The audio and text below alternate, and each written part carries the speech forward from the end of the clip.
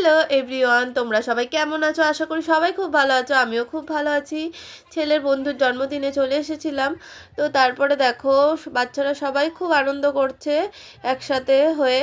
আর আমরা দেখো বাচ্চার মায়েরা মিলে সবাই একটুখানি গল্প করছি আর ছবি তুলে নিচ্ছি। আর সবাইকে বলছিলাম কালকে তোমাদেরকে আমার ব্লগে দেখা যাবে।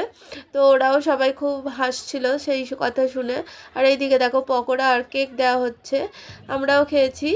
তো সেটাই তোমার সঙ্গে শেয়ার করলাম। আর এইদিকে রান্না হচ্ছে দেখতেই পেলে। আর এইদিকে দেখো খাবার জন্য টেবিল পাতা হয়েছে।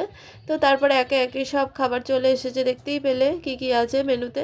দারুণ রান্না হয়েছিল, খুবই সুন্দর।